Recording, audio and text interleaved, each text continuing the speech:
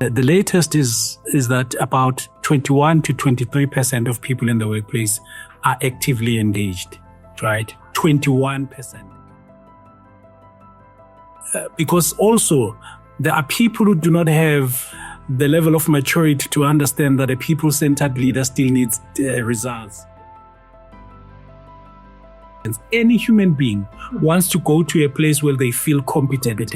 And the more competent you feel, the more confidence you get.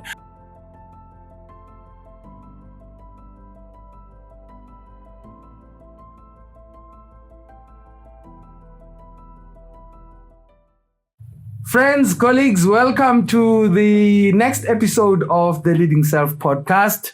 My name is Gugulethu Maketuga. I'm your host. And, we always say that this podcast is about leadership, it's about celebrating leaders, but also it's about interrogating, the workplace. It's about looking at workplace culture. Are people functioning at their optimal in the workplace, or are there things, that happen there to disturb and to destabilize people, for them not become the best versions of themselves. Today we have someone who has the right position, the right skills, and the right background to actually tell us about this thing called the workplace, this animal called the workplace, if people are winning in the workplace, and what do we need to do to make sure that people basically become the best versions of themselves in the workplace. We have my friend and brother, I'm Mr. Siphiwe Moyo. Spicho, Cooks, thanks for having me, man. Thank you, bro. Thank you so much for honoring us. Thank you, Putiman. Thank you so much. Thank you so much.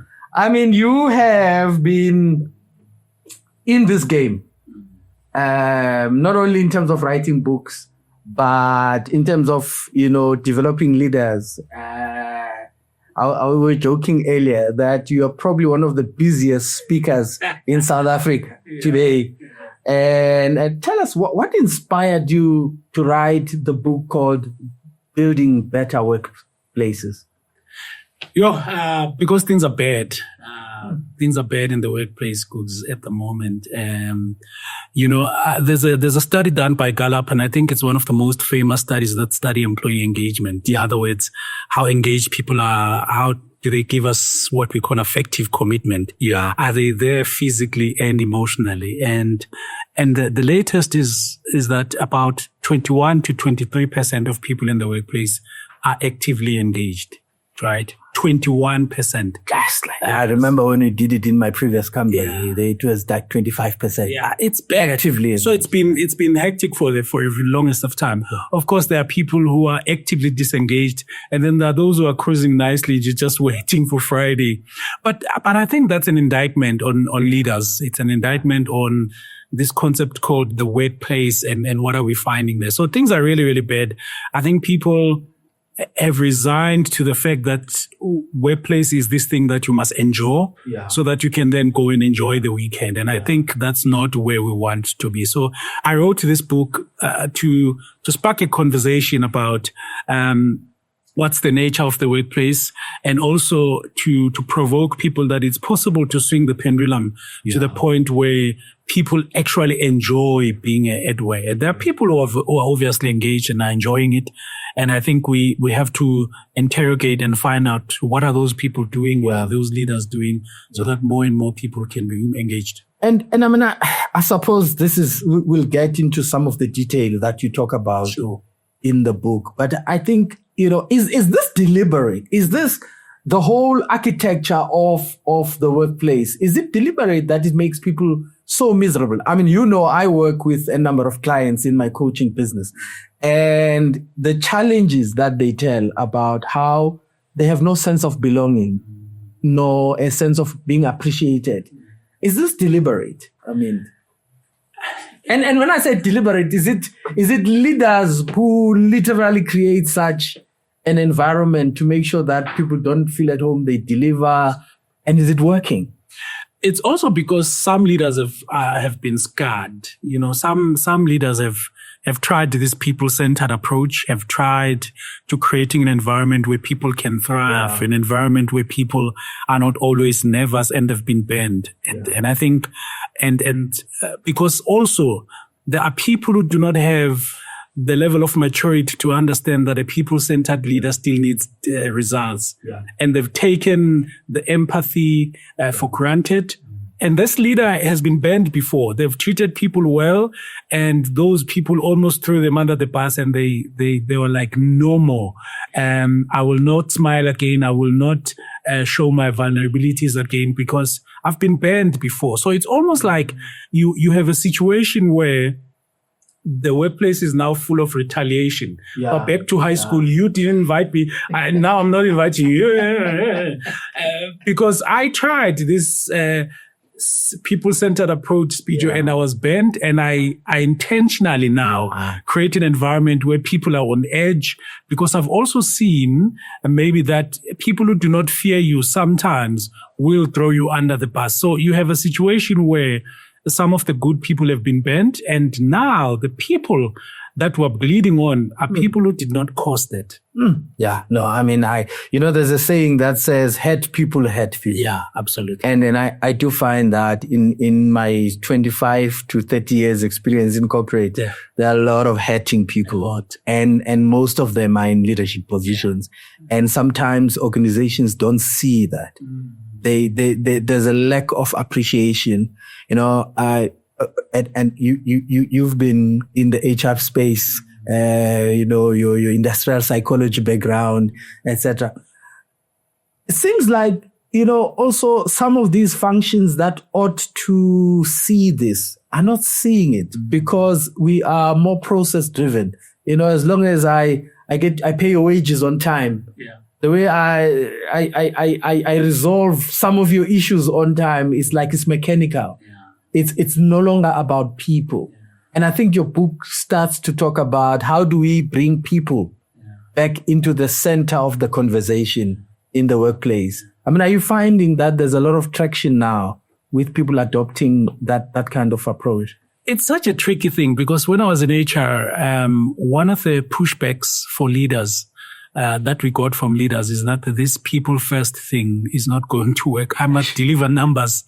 And if I don't deliver my numbers, I'm gone here. And so the argument for me has always been people first, profit first. And that those are not mutually exclusive, because I think any leader that you try and put the people agenda on the table, they think that can only come if they compromise the humanity, if they compromise the well-being. But there's very clear evidence now that there is a correlation between well-being and profit. And I think the way we even sell the idea of human first must say human first and profit first, because actually you get the outcomes that you want if you know how to connect with people. And I think because for many people, this dance is not as easy. So they now choose a side. They say, okay, if I have to choose between getting my numbers and putting people first, I'm going to get my numbers. But my argument is there is a nice dance that we need to play where you look after the individual, you look after people, but you still demand accountability, you still demand performance. Because any leader, if I'm not getting performance, I am going to switch at some point. I've seen so many leaders who have switched and said, okay, I've tried this approach, it didn't work. Now I'm going to laugh outside. I'm going to have my own community that will know my teeth. Otherwise, here at work, I'm not here to play. But it's because they tried and they went to the extreme. They were too nice. And there's a saying that familiarity breeds contempt. It's contempt. And we're not. I suppose in the book you're not saying that people must now be the smiley jacks and no. But you're saying that. See people. See people. One of my favorite quotes, and I'll butcher it, is that leadership is about being kind, but not folly. Okay. It's not about being a clown. Yeah. It's about balancing care with candor. I hear you. I care for you. I hear you. And give me performance, not but. Okay, awesome. So we'll get into the book and get into some of the stuff. I think the rich nuggets that come from the book. Let's talk about Siphiwe. Sure. Out here, says Soweto born, Soweto, but grew up in Orange Farm. It seems like Orange Farm is Amanzajana, Orange Farm, because everyone who's from Orange Farm seems like yours, Masis and Lozi, you. It's like you're killing it. Tell us about your upbringing. What happened, Orange Farm, Buffett? I'm so glad you're acknowledging that there's a bit of Soweto there, because every time we talk about Orange Farm, because our Masis also come from Soweto a little bit. Exactly. And something, man, in that community, I think, when I think about it, is that sometimes hardships can produce a certain level of resilience, a certain level of resourcefulness. Yeah. Where you start looking at, let me look at what I have and let me create something out of it. Yeah. And it's a weird thing, because I think about, my daughter have a very complex relationship with this resourcefulness and resilience things. Like, can we not trauma bond, Trauma bond. Wow. What a word. Yeah. Can we also stop creating an impression that hardships was good, which is true. Yeah. But resourcefulness is, I guess, it's about creating the best out of what you have. Yeah. And I think the fact that you're mentioning me alongside people like Abu Masis, Abuntos, it's great, because you look at what you are surrounded with, you're like, there is a certain level of trauma that is here, and I'm going to get out of this with everything that I have. And I suppose it's the message that needs to resonate with Amajita and girls, Ekas, that, sometimes what you see in front of you does not determine where you'll end up. Oof. That needs to be on the shots. It won't determine where you end up. Your start does not determine your end. It's the moment. Yeah. It's the situation. Yeah. It's where you are born in. But ultimately, you can pull yourself out of that situation.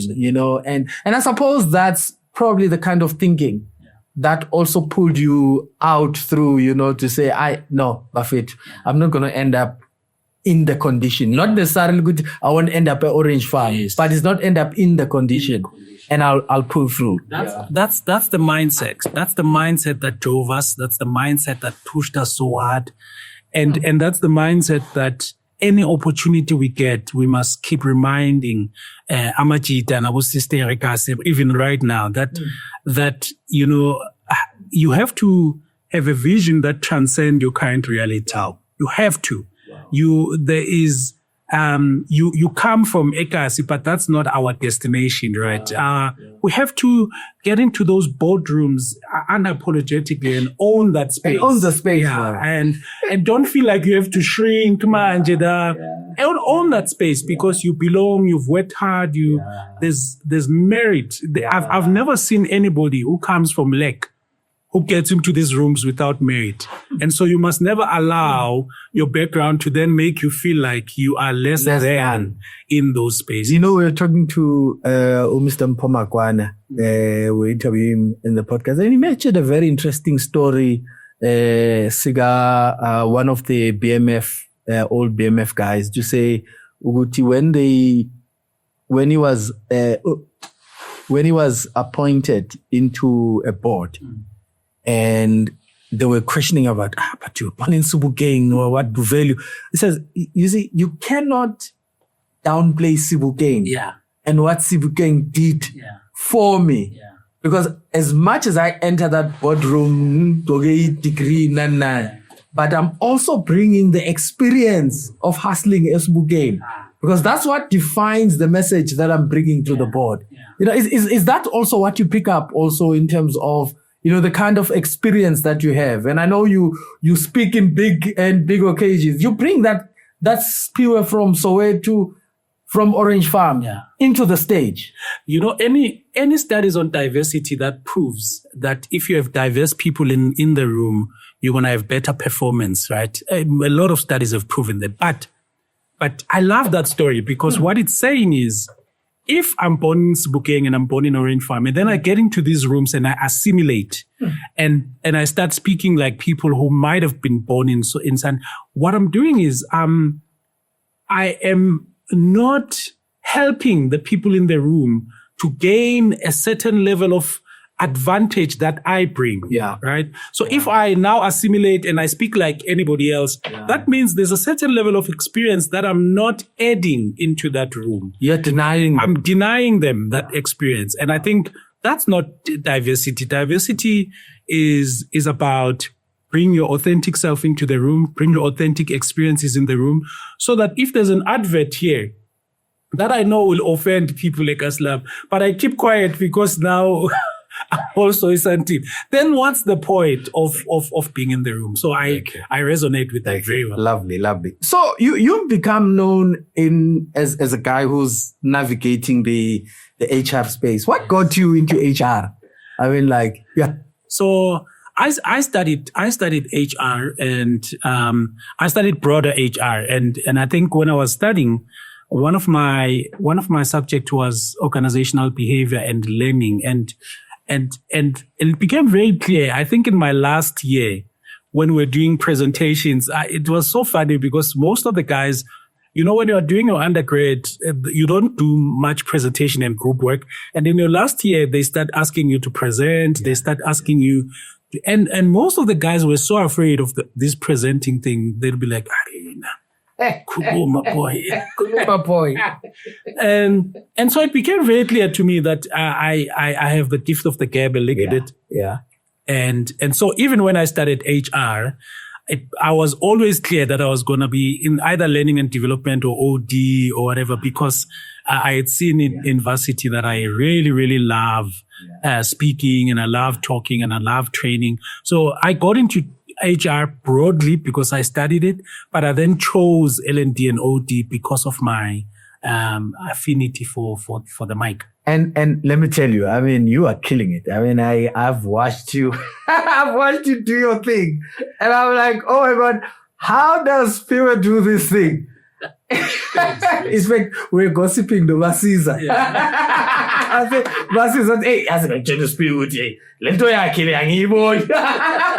but today, look at you. You've literally done so well. Aren't you nervous when you enter that stage? I mean, and also, I mean, for someone who's sitting in a car and saying, I want to speak. I mean, and I've learned, and you can tell the story better, that when you tell your own story, it becomes a very powerful thing. It becomes a very powerful thing. And I've since owned it because one of the things I realized is, and then I leaned into it a little bit more. One of the things I realized many years ago is that there are so many people who have the kind of background that we have who cannot comprehend the fact that there are senior people in corporate South Africa who actually want to listen to you. Yeah. And you can't because, there's a certain background, there are certain schools where your cadence and your accents makes people feel safe. When you get into that stage, they listen to your first words and they hear Michael House and they're like, oh, yeah, we will listen. Yeah. But some of us, you started at a minus and you build up because of what you are saying, right? And so it took me a while to realize that I'm also giving another guy as a hope. Yeah. We have a lot of contribution. We do not doubt yourself. Be yourself. You don't have to polish your R's because I tried to polish my R's and it didn't work. As long as you tell your authentic story, but authenticity also does not mean you cannot grow and you should not grow. Yeah. So you tell it in your own way, but you have to be also aggressive in developing self, developing whatever you see as a gap. So it's an interesting thing. Own your story, tell your story, but also grow. I follow you on social media. Sure. I follow you on your travels. you do an amazing job at reaching people where they are. I mean, I know when you do your walks in the morning, you take your phone and you start saying, "Hey, Machita, hey, hambo krevulu kulala ngeke ukusiza. Vuka mama. Where did that come from? Is it? Did you sense it as a calling for you to really inspire? And I know you're doing great programs as well in the township where you bring young entrepreneurs to really give them opportunities as well, to see themselves differently, I suppose, from where they are. Where does that come from? Is it a calling for you? It's a burden, man. It's a burden that I can't. Yeah. Even when I tell myself that I'm gonna stop doing these things, I need to position myself differently. It won't let me go, man, because I just think there are people who can hear me and no one else. Yeah. And there are people who can hear you and no one else. And so if I don't say much, if I don't encourage, if I don't provoke, there's a certain level of meaningless that my life gets. There's a story I don't tell often of how when I left Orange Farm, I still stayed in the South for a very long time, which meant I could still continue with some of the programs we're talking about. I used to, at our church, I used to bring my friends to church, at the youth to come and talk about apprenticeships and so on and so forth. And so when I then left the South to come to the North, I stopped doing those programs. And then for some weird reason, I started struggling with happiness, man. I started struggling with meaning and happiness. I was sour. I was grumpy. Yeah. And someone reminded me that there's something that you stopped doing. And I took it for granted that there was a certain level of fulfillment that came from doing those from things. that engagement with the community, doing that things with the yeah. community. Yeah. And that's why I always find a way now to bring them back, because I realize that even my own happiness is linked to them. Wow. And talking about passion, you write a lot about how we can re-look passion into the workplace, bring back that desire. You talk about that in fact, workspaces, it seems like passion and desire are depleted. Yes. It's like they're sipping. Yes. How do we get it right? I mean, I know you and I have talked about causes. Yeah. Like we can diagnose all we want, but how do we get it right? Yeah. Half of me is a lecturer and a teacher, and there's a lot of models that we study on how do you get people actually to be motivated. One of them is the self-determination theory, and it argues that people are fulfilled at work to an extent that they have a few things. Number one, they have a bit of autonomy in how they do their job. So you can tell people what to do, but when they feel they have a bit of autonomy on how to do it, there's a certain level of fulfillment that they get. So when you have people in your team, we have a team here shooting, and I was watching the interaction of the passion that people have in this room about the angle and whatever. And when they tell you that, please move this side because there's an angle, that autonomy, you can't buy that. There's a certain level of fulfillment that comes from that, right? So that's autonomy. There's a certain level of fulfillment that comes from the fact that I feel competent. So part of the SDT is competence. Any human being wants to go to a place where they feel competent. And the more competent you feel, the more confidence you get. I mean, you see it when you go to the gym. When you go to the gym and you have a spinning class, when you are new, you sit at the back. Sit at the back because you don't feel competent. And the more confidence you get, the more you come closer and closer. And now you don't miss that class because you want to show off a bit of competence. A year down the line, you are one of the front guys. You are in the front line. You are the ones who can cycle and go at the same time. Why? You are competent. If we train people, if we give them a sense of competence, if we give them a sense of autonomy, you will see them get that passion back. And the other ones is the other theory a little bit is the issue of task significance and task variety. Okay. So when you feel like your work gives you significance, you tend to gravitate towards it. What is significance? Significance is a bit of a technical term, but it talks to the fact that, do I see my impact at work? Every human being wants to feel like, because I went to work, someone else's life is better. And they've done interesting studies on this. One of them is a study that they did. Adam Grant and the team did some really interesting studies where there was a team in a call center that needed to raise funds for other people to study. It was a university. So they used to make these calls and to the alumni, people who've studied in the university, and they'd be like, leave me alone. I don't want to donate. That university have already taken too much money. Leave me alone. And then they were trying to figure out, I've already paid hundreds of thousands. Yeah. How can we motivate this? And they had an idea. They then put in contact these people who work in this contact center with the beneficiaries of the bursaries. Okay. And they had coffee with them. And then suddenly you realize that the number of calls, the calls I'm making are for these people to get a bursary or a scholarship.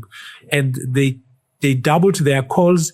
And they managed to raise far more money because suddenly I came in contact with somebody that I've helped. So it's about seeing the big picture. Yes. So not necessarily, because most of the time you just get into that cubicle. Yes. You sit there and you work, not necessarily understanding the context and the bigger picture. Nice. What role does culture play in this conversation? Because I sometimes find that toxicity happens because people there's fear in the room. Yeah. Where does culture play? And what is culture in your own definition? Culture is how we do things around here. Yeah. Culture is what is acceptable and what is not acceptable here. Yeah. What is tolerated here. Because I think culture is, people watch what you tolerate, and that becomes the culture of the room. So if the star performer is allowed to call us useless because they bring the numbers, that becomes the culture of the room. So it's how we do things around here. But there's a huge role. Yeah. And one of the reasons this culture talk does not land to leaders is, for some reason, they think culture is kumbaya, it's fluffy, and it doesn't focus on results. But that's not true. I mean, if you imagine a quadrant with four matrix with 4 blocks, and playing around culture, we're not trying to create a comfortable culture where there's high psychological safety but low accountability. Yeah. That's kumbaya. That's not good. Yeah. What we're trying to do is to create a culture that has high accountability and high psychological safety. In other words, the analogy that is useful is not that creating a family in the team. A family is not a great analogy. The family is at home. Is at home. The family, there's unconditional love there. Exactly. It doesn't matter what my daughter does. I'm still going to love her, for goodness sake. Yeah. That's not work. Yeah. Work, the love is conditional. Yeah. Maybe a better analogy is a sports team. Okay. There's fierce, there's cohesion. Yeah. But if you're not performing individually as well, you're not going to make out on the initiative team. So I think when you look at culture in that way, it probably helps us to say we want positive relationships, we want cohesion. In addition to that, we still want performance. So, and you talk about how, in essence, culture becomes, because it's not something that is automatic or magical. It's, we make culture. We engage, and then culture is created. And it's funny how Peter Drucker says, strategy or culture eats strategy for breakfast. Yes. Meaning that we can have all the big plans, but if how we engage is not at the optimum, we literally even kill the strategy that we have. So I suppose, your book basically seeks to address that and make people and simplify. I like the way you've written it. It's one page per chapter, or one chapter per page. Yes. And it says, This is the situation. This is how you resolve it. This is a case study. How did you write it that way? I mean, why did you write it that way? Yeah, thank you very much. That was the whole idea. So I wanted, in fact, I think I exist to simplify complex concepts, man. That's my sweet spot. And I think for me, I wanted to write a devotional. It's a workplace devotional for me. You know, when you used to imagine 365 days devotional, open it, and you're like, oh, today we focus on this.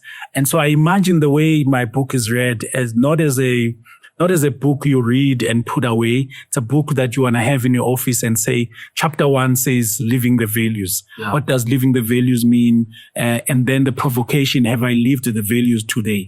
And then you go to another chapter next week, and the chapter says, how do we give each other feedback, and you think about how did I give my colleague feedback today? So it's really meant to actually transform the workplace, not to be a theoretical, conceptual book about the workplace.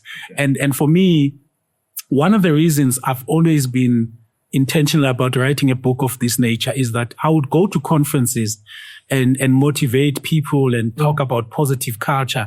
And then when I leave, they'll be like, okay, what should they now?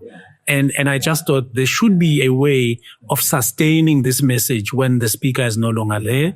And obviously that can be incorporated to some of the things you do around coaching, because coaching also embeds some of these things. So I wanted something that could sustain the culture. Awesome. I mean, you know that there are things that you reference in the book, and some of them you go to them straight. Some of them are implied. Yes. And one of those for me is narcissistic behavior. Hey, narcissist waslimaza lo muntu loyo. And for me, it's and you know, and every time we talk about narcissism in the workplace, we always think of this ogre boss, you know, who's looking down on people, but actually it goes both ways. You know, it goes both ways. And here's the thing for me, and I always, and you potentially may correct even my own assumption here, that this, yes, it's a personality issue.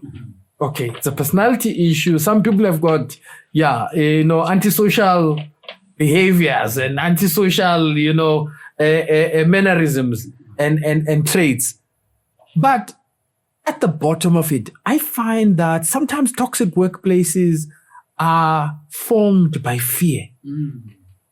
I look at, and I listen to clients speak, but I spent 25 to 30 years in corporate.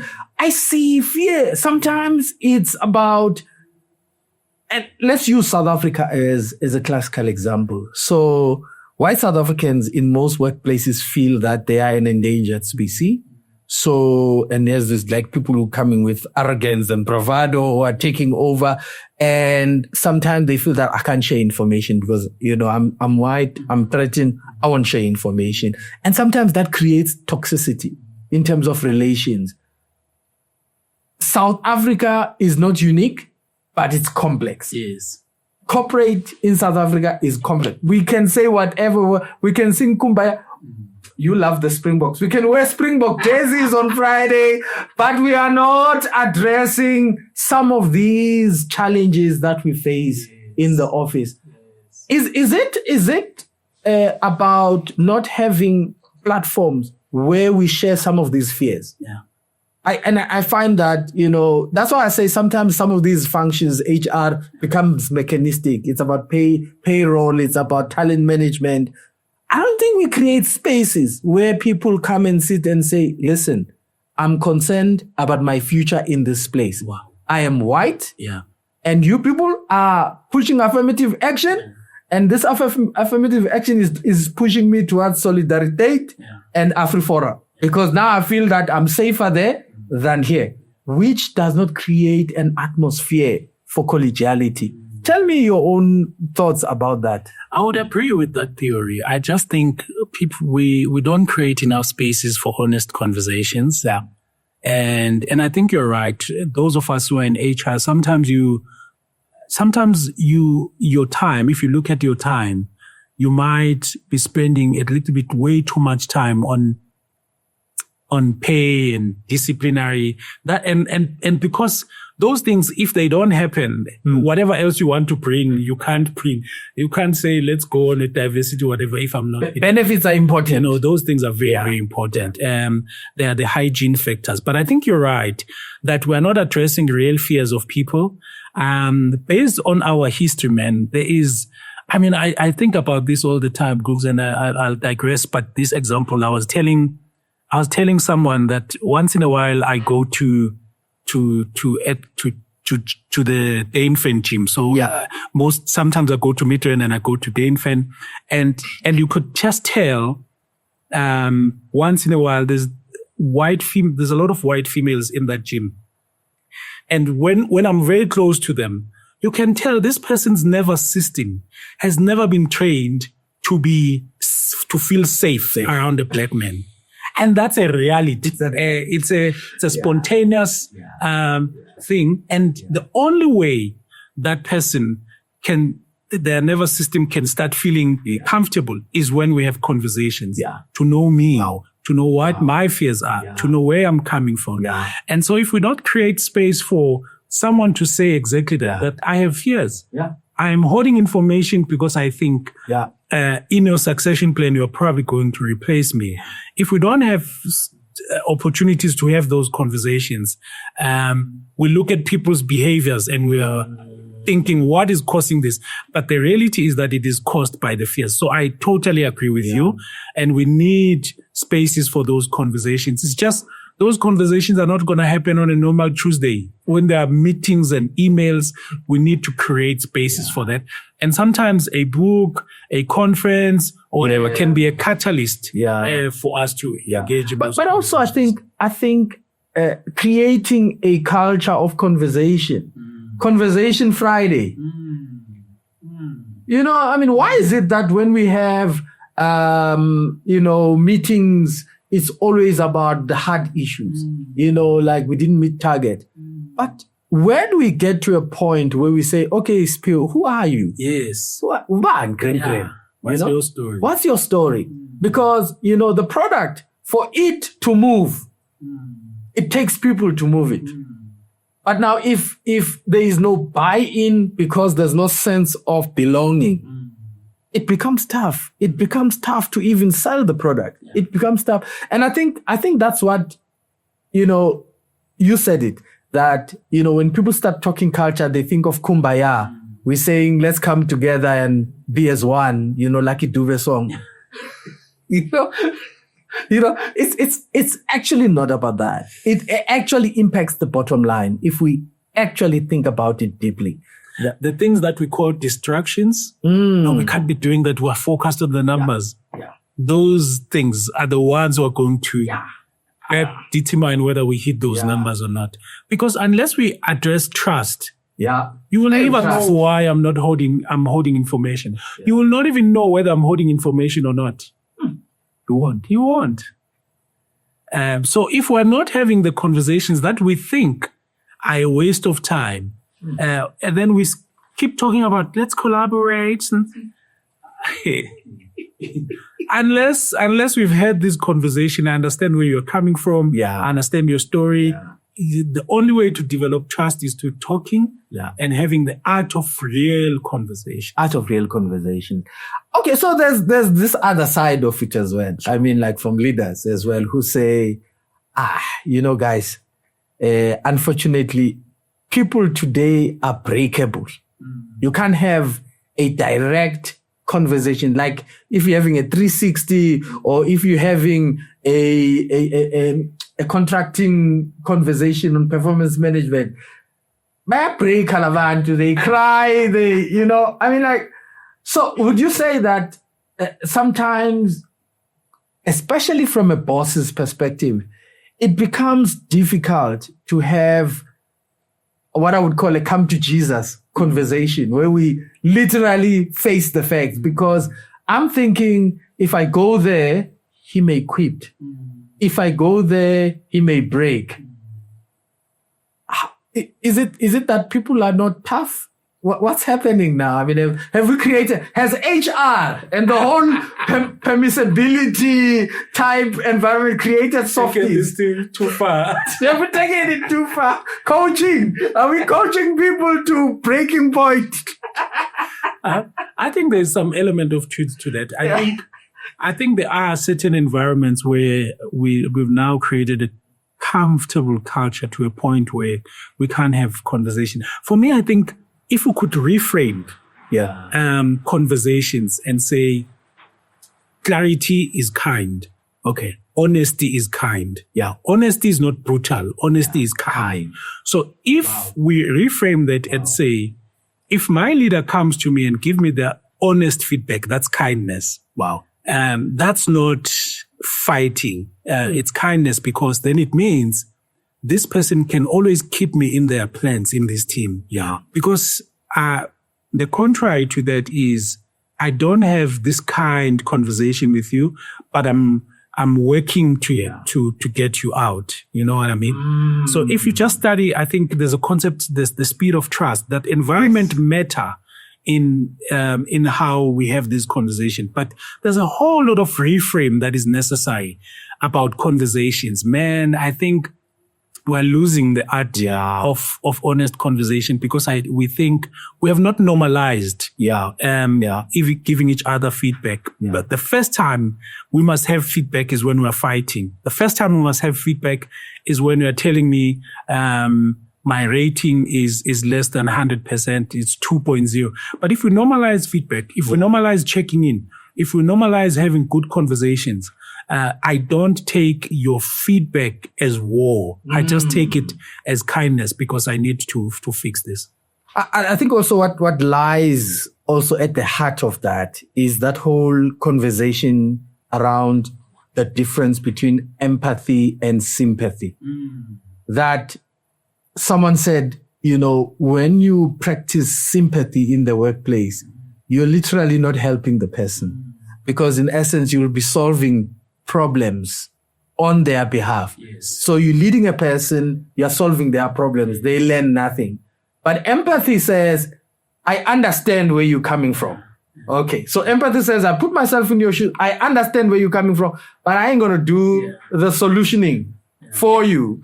You best rise up. Because I'm thinking here, we've got to be critical about our own approach, whether it's towards employment equity, whether it was, BE in general, that at times we created a nanny state where we expected to mollycoddle young black people into this space without also understanding that there is also a degree of firmness that is required.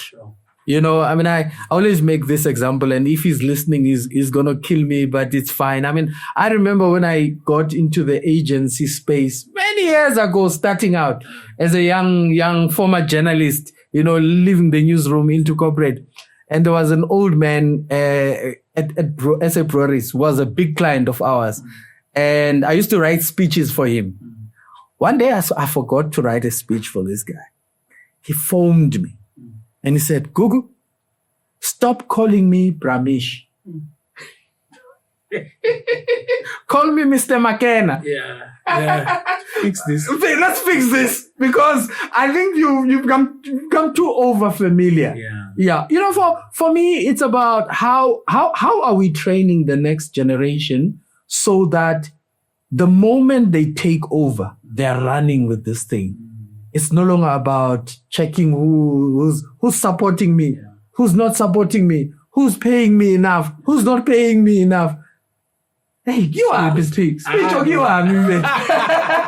I like that. I like that a lot, because in addition to the sympathy and empathy point, which is you've made so well, is that people who study empathy also know that there are also different kinds of empathy. And if you're a leader who is an empath, you might have to listen to this, because I think it will help you. Yeah. So there's, I think it's called affective empathy, where when someone tells you, I'm struggling with this and so on. You personalize it. It affects your emotions. Yeah. To the point that you can't function now. You can't hold them accountable now because you're working from a point where you're taking in their emotions. My favorite is cognitive empathy. In other words, from my brain, I can understand why you were not able to come on time this time. And I can make you feel like I understand from here. Yeah. But let us go back to, so how do we make sure that doesn't happen again?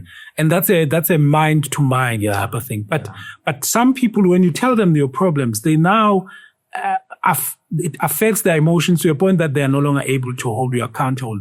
And then they cuddle you and they cuddle another person, and then, it affects their own performance. And then one day they experience compassion fatigue. It's a thing. It's something that can be diagnosed. You experience compassion fatigue. You are tired, and then you go to the extreme now, where you become that toxic boss who does not even want to hear. I don't want to hear that you were late, but that comes from the fact that you listened too much. And it affected you. And now you're at an extreme where no one can tell you anything. Someone can tell you, my daughter is sick, my son is sick, and you're like, so what? Get to work. But it's because you were not able to process empathy properly. You talk about something in the book, the subtle art of not taking things personally. And I know where that statement comes from. A famous book. Are we taking things too personal though? I mean, especially when we are in the workplace, we are having these conversations. Do we take things too personally? And such to a point where we actually don't understand constructive criticisms from general criticism. It's like I'm under attack. Yeah. I don't know how many times I've had to deal with situations where people say I'm under attack. And when you drill down, it was actually a direct conversation. It was, are we taking things too personally? I think we are. And I think one of the frameworks that is very useful for this for me is the radical candor conversation. And it's also a book by Kim. I think it's Kim Scott, where we have to balance the art of knowing how to give depersonalized feedback. Yeah. And how to attack someone's dignity, right? Okay. And many of us, people have not been trained on this. And this is not what you get when you go and study BSc in computer science. Yeah. Now you have to deal with human beings. Yeah. The art is to be able to tell someone, this is the situation. When we were recording yesterday, you took too long to set up the lights, and that compromised the studio time we've bought. That is proper feedback. Yeah. And it's direct and it is kind. But once you say, I've always known that you are useless, then you've also gone too far. Yeah. So, and it comes back to that fear. People don't know how to have proper feedback. And then they go to other extremes. They either go and attack you personally because they don't know the art. Yeah. But the other ones then avoid conversations where now these fragile people that someone can't even tell you that, no, the presentation was not good. And now you are falling apart because someone attacked you. It was not an attack. The presentation was not land. Yeah. Awesome. I mean, you also talk about trust as a very important component. It's like a seasoner of great feed, and great relationships. So I do understand that sometimes when trust is broken, it's very difficult for people to find themselves. And especially now in an environment where there's competitiveness, there's competition, everyone is on top of each other in terms of, what people want to achieve. Do you think that trust is still a very viable commodity in a competitive environment that we find ourselves today in corporate? Trust is the bedrock of everything going either right or wrong in all relationships, whether personal relationships or workplace. But I don't talk about personal relationships, so I'll leave those alone. But in the workplace, what makes you start competing? I've seen a team where the internal competition was so bad that the client was receiving different quotes of different amounts from the same team. No worries. That's bad. I've seen it. I've been in a session where we're trying to sort that out. And the main reason is trust. Yeah. And trust, think about it in two components. Yes. Number one is competence. Do I trust that when I've left you with this thing, you are competent enough to deliver it? So there's an element of trust that talks about competence. The second one is, and it's a harder one, it talks about character. Do I trust that you are not trying to throw me under the bus? Do I trust that you are not sabotaging me? And so on and so forth. And the character is a more difficult one. And sometimes it comes from past hurts, past disappointments. And if you can't align on those past disappointments and then conversations that we once disappointed you, you once gave me your client and I pitched myself into that client and therefore trust is broken. You once gave me this and I didn't deliver and therefore trust is broken. If you can't have those conversations, unfortunately, we can't rebuild trust. That's so true. So true. I mean, it's a commodity. It's a rich commodity. I mean, it's a currency in itself. It's a currency in itself in terms of building great relationships. You, as we said, are one of the busiest speakers around. I take the thank you. I'm being prophetic. Receive. What is your key message now as you go about, Simano? I know you don't sell your trade secrets, Sure. But what becomes the message that you land? Because I mean, and I'm asking this based on also the inspiration behind the book. What becomes your key message today? I think, the messages that I say in the conference stages have changed, but one thing remains true, and it is radical ownership. Okay. So everywhere I go, my message and my key thing is radical ownership in a sense that no one is coming to do you favors. Yeah. If you want to do something, you must go out there and make it happen. But also, even in the context of creating a good culture, no one is ever going to do it for us.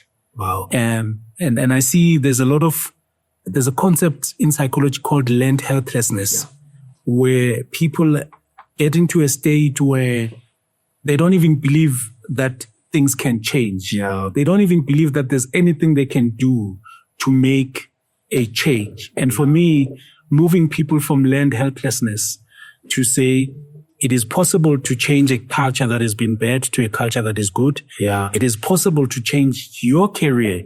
If you think your career is not where you want it to be, own it. There's no one who's going to do it for you. Go out there. So I think about the golden thread in most of my messages. Yeah. It centers around this idea of radical ownership. Wow. Nice. What is your hope for this book? What do you want? What do you want people to get from it? And what is what is the sense of what would you say is you would have achieved? What behaviors would you say, if they change or they happen, you would have achieved the point that you wanted to make with it? Yeah, because I ran away from ministry in church. You're not alone. You're not alone.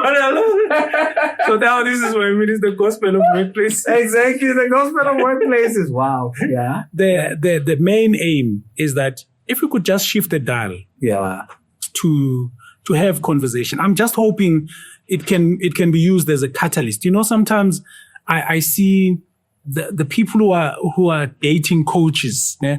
Sometimes they use these cards. Yeah. That sometimes when people can't have a conversation, they use a card and they pull a card and the card says, tell me about something that is deep, that can actually help a better connection. Yeah. I'm just hoping the book can be that, can be a catalyst to actual real conversation. Because sometimes it's a bit hard to have the conversation and therefore you need something that can enter that. And for me, just a tiny little shift into making the workplace that place where people can look forward to again. Yeah. That would be a huge achievement. Wow. And I'm hoping that the right people in some of these spaces are listening, because I think, having read your book, I think much can be done, especially if it is used as a practical tool, as a practical guide. It's not something that you go to bed and just say, okay, let me fall asleep reading something. No, it's something that you take into the office and say, as I plan for my day, what are the conversations that I want to have? And then you pick up from some of the themes that you've highlighted, and then you picked up, and then you take it into the space. And then you have these conversations. Yeah, that's what I'm hoping for. Siphiwe, thank you so much for joining us for the Leading Self podcast. I'm hoping that this one will trend. Because it raises, I think, for me, issues that are important for us to build better work environments, and not to nanny people, but to empower people to become better versions of themselves and to pick their whole best into the workplace. So thank you so much. Thanks for Guys, thank you so much for joining us for this episode. As we say, like, share, subscribe. Thank you so much. Salute.